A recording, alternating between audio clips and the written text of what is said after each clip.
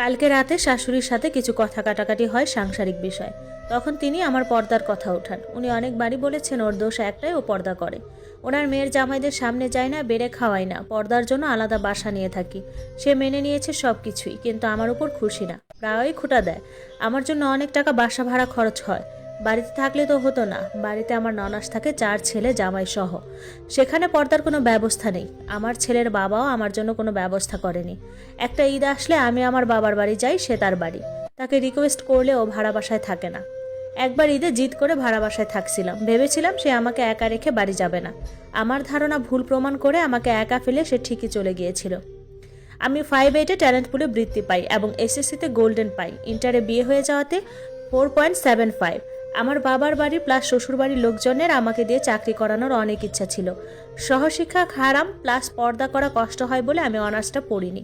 Primary তখন 2019, তখন inter পাশে অ্যাপ্লাই করা যেত। পরীক্ষা দেওয়ার জন্য অনেক প্রেশার দেয় বাবার বাড়ি প্লাস শ্বশুর বাড়ি থেকেও। আমি পরীক্ষা দেইনি বলে অনেক কথা শুনছি দুই সাইড থেকেই, ভিক্ষা করেও নাকি ভাত পাবো না। তারপর আমি বেবি কনসেপ্ট করি প্লাস ফ্রিল্যান্সিং শিখি। আলহামদুলিল্লাহ এখন ভালো ইনকাম হচ্ছে। ছেলের বাবা কয়েক মাস আগে জব ছেড়ে দিয়েছিল, তাকে 35,000 টাকা দিয়ে সহযোগিতা করেছি। ঘরের ম্যাক্সিমাম জিনিস আমার। ছেলের বাবা আজ পর্যন্ত 1 টাকাও জমায়নি। বিয়ের বয়স 8 বছর।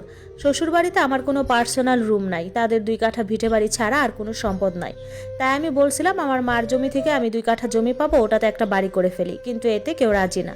এটা তাদের মান সম্মান থাকবে না। তাই আমাকে বলে শ্বশুরবাড়ির পাশের জমিটা কিনে ননাসকে দিতাম, আমি শ্বশুরবাড়িতে থাকতাম। অথচ শ্বশুরবাড়িতে থাকার জন্য আমার কোনো ব্যবস্থাই নাই। আমি রাজি হইনি। ছেলের বাবা প্রায় বিভিন্নভাবে লস খায়। সে আমার কাছে টাকা চাইছিল 2-3 বার, 50,000 1 লাখ করে, আমি দেইনি। সে স্মোকিং করে, নামাজ পড়ে না, কোরআন পড়তে জানে না, মাসাইলও জানে না তেমন, আর মানার আগ্রহও নাই। সে লেনদেনে পিওর না, স্টুডেন্ট হিসেবেও তেমন ভালো ছিল না। কালকে রাতে যখন পর্দার বিষয়ে বলছিল, তখন আমি তাকে বলি দরকার হলে সংসার ছেড়ে দেবো, তাও পর্দা ছাড়বো না। আর সে আমাকে কেমন ভালোবাসে এতদিনে একটুও পরিবর্তন হলো না। এমন হাজবেন্ড না হলেও চলবে। তখন তার মা তাকে আরও ফুসলায়, বলে যে অন্য মানুষের বউ টাকা দিলেও কিছু বলে না। আমি দিতে চাই না এসব। লোকে শুনলে তাদের মান সম্মান থাকবে না যে আমি ইনকাম করছি, সংসারে টাকা দিচ্ছি। তখন সে আমাকে বলে তোমাকে তালাক দিলাম, তালাক তালাক তালাক। তালাক তো হয়েই গেল। রাতে আলাদা ঘুমিয়েছি। সকালে শাশুড়ি এসে বলে যা হয়েছে ভুলে যাও, এতদিন যেভাবে চলতাছিরা চলো।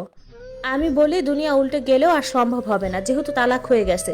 8 বছরের সংসার, মনে পড়লে বুকটা ফেটে কান্না আসছে। আবার মনে হচ্ছে যে সংসারে কেউ চায় না আমার আরেকটা বেবি হোক। কোনো ফার্নিচার পেলাম না, একটা মেহেদিও চাওয়া ছাড়া কিনে দেয় না। একটা জিনিস পাইতে গেলে 20 বার চাইতে হয়। আলহামদুলিল্লাহ পরে বসে থাকি, এমন সংসার ভেঙে গেছে দেখে। আমাকে বাবার বাসায় কেউ নিবে না। বাবা দ্বিতীয় স্ত্রী নিয়ে